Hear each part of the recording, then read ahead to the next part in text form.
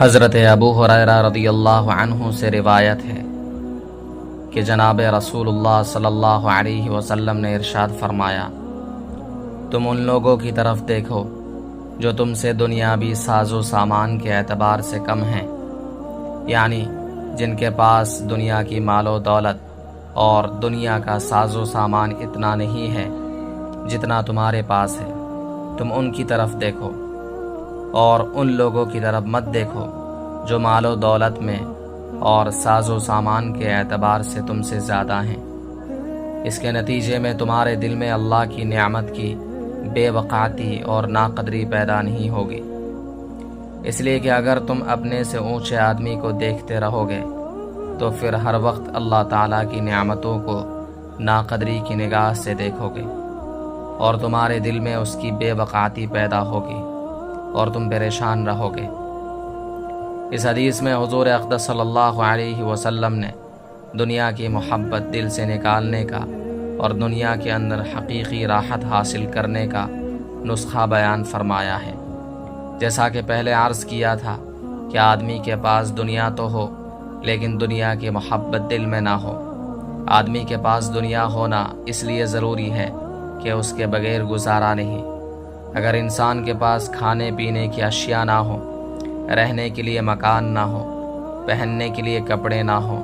تو پھر انسان کیسے زندہ رہے گا؟ اس لیے ان چیزوں کی ضرورت ہے، لیکن ان چیزوں کو اپنا مقصد زندگی نہ بنائے اور ان چیزوں کو اپنا آخری مطمح نظر نہ بنائے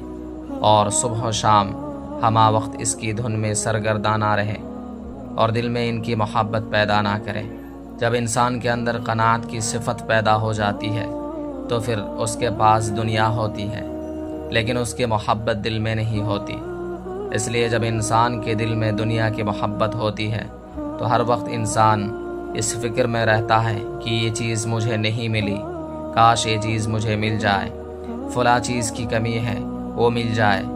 کل اتنے پیسے کمائے تھے آج اس سے ڈبل کمائیں۔ صبح سے لے کر شام تک بس اسی فکر اور دھن میں مگن رہتا ہے، بس اسی کا نام دنیا کی محبت ہے۔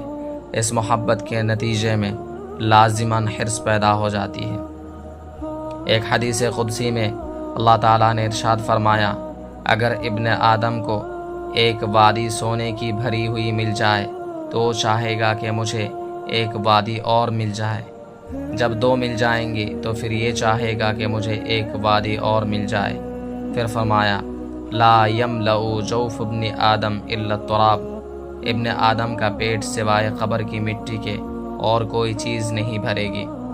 جب وہ دنیا سے رخصت ہوگا اور اس کو قبر میں دفن کیا جائے گا تب اس کا پیٹ بھرے گا، اور دنیا میں مال و دولت جمع کرنے کے لیے جو بھاگ دوڑ اور محنت کر رہا تھا وہ ساری محنت دھری رہ جائیں گی اور سب مال و دولت یہاں چھوڑ کر خالی ہاتھ دنیا سے رخصت ہو جائے گا۔ البتہ اگر اللہ تعالیٰ کسی بندے کو قناعت عطا فرما دے تو یہ ایک ایسی چیز ہے جو انسان کا پیٹ بھر دیتی ہے، اور اس قناعت کو حاصل کرنے کا نسخہ حضور اقدس صلی اللہ علیہ وسلم نے اس حدیث میں بیان فرمایا، اگر تم دنیا اور آخرت کی فلاح چاہتے ہو تو اس نسخے پر عمل کر لو، اور اگر فلاح نہیں چاہتے تو عمل مت کرو، لیکن پھر ساری عمر بے چینی اور پریشانی کا شکار رہو گے۔ وہ نسخہ یہ ہے کہ دنیاوی مال و دولت کے اعتبار سے اپنے سے اونچے کو مت دیکھو، ورنہ یہ خیال آئے گا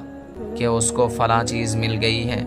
مجھے وہ چیز نہیں ملی، بلکہ اپنے سے کم تر آدمی کو دیکھو کہ اس کے پاس دنیا کے اسباب کیا ہیں اور تمہیں اس کے مقابلے میں کتنا زیادہ ملا ہوا ہے۔ اس وقت تم اللہ کا شکر ادا کرو گے کہ اللہ تعالیٰ نے مجھے جو سامان اور راحت عطا فرمایا ہے وہ اس کو حاصل نہیں،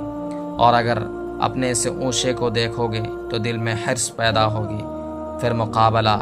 اور دوڑ پیدا ہوگی، اور اس کے نتیجے میں دل کے اندر حسد پیدا ہوگا کہ وہ آگے نکل گیا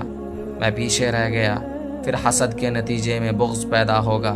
پھر عداوت پیدا ہوگی، تعلقات خراب ہوں گے، اللہ تعالیٰ کے حقوق بھی ضائع ہوں گے اور اللہ کے بندے کے حقوق بھی ضائع ہوں گے، اور اگر قناعت حاصل ہو گئی اور یہ سوچا کہ اللہ تعالیٰ کا شکر ہے کہ مجھے عزت کے ساتھ رزق مل رہا ہے، یہ اللہ تعالیٰ کا انعام ہے، بہت سے لوگ اس سے محروم ہیں، الحمدللہ میں اس نعمت پر خوش ہوں، بس اس پر اللہ تعالیٰ قناعت عطا فرمائیں گے۔ اس کا نتیجہ یہ ہوگا کہ سکون میں آ جاؤ گے، بس اس کے علاوہ سکون کا کوئی راستہ نہیں ہے۔